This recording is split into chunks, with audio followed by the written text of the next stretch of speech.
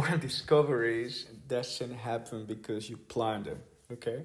Science and discoveries normally happen because life conditions, circumstances, accidents, luck, right? This is really how it goes. No?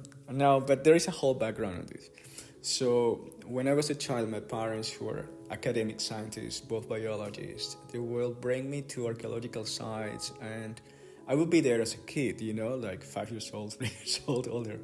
And they will bring their friends. It was a multidisciplinary group of people, and there were always these interesting theories around. It was very multidisciplinary. They were going to talk about mathematics, agriculture. They were going to talk about economy, about social norms and rules, and all these theories that normally archaeologists, anthropologists have to elaborate on to create an image, a story of the civilization they're studying, because they have only like stones and marks and designs, So, and I found it fascinating, so I got very curious about history, and I got very curious about all of these civilizations and how they did that.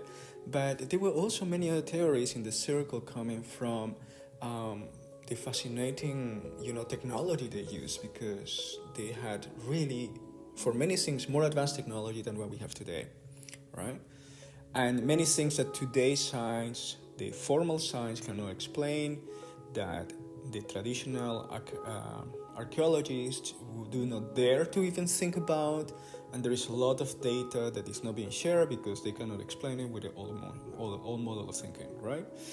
So I got introduced by this circle of professionals into an independent research, fun stuff to do.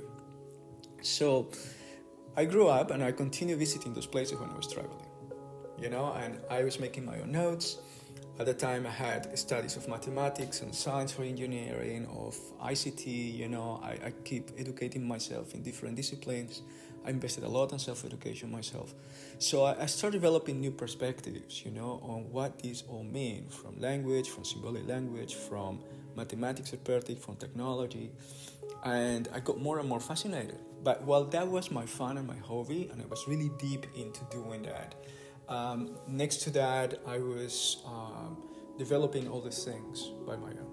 So like say in 1993, I opened a workshop at university dedicated to team building, multidisciplinary collaboration, personal growth, leadership skills, emotional intelligence. And I was training these 80 people to compensate the lack of education of the academic education, right? And we did that for 5 years, and that's how I became really an entrepreneur, because we got it. There are other skills that we can learn, so let's go through those skills, and naturally we decided, okay, let's put it in practice, let's do business, right? So then later on, I will invest myself to learn a lot about sustainability, agroforestry, and systems design. Then I will focus more on circular economy. They will have years investing in education methodology, how people learn, how can we teach people better, from education for special children to education of adults. I got some certificates there too. I started learning a lot in languages because my fascination was for information technology, and when you learn about ancient civilizations, you need to learn languages.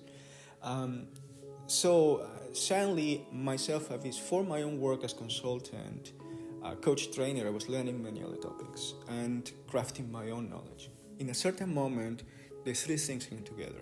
My development in learning mathematics, pure mathematics, learning about ancient cultures and civilizations, and the holistic knowledge I was developing myself. Suddenly, in a moment, everything was coming together because it's that way. We are nature, base of nature, right? And that is how it happened, right? That is how it happened. It's just a life journey, not necessarily that. My research was self-funded as an entrepreneur, so there was nobody at my university that approved my research. Because originally I didn't want to apply for a grant for that. I wanted to go on field research, I wanted to be an entrepreneur, and I start using my knowledge on scientific research to document my work, to do the innovation, to really upgrade my work all the time. So I was doing it very, very scientific, but I was independent.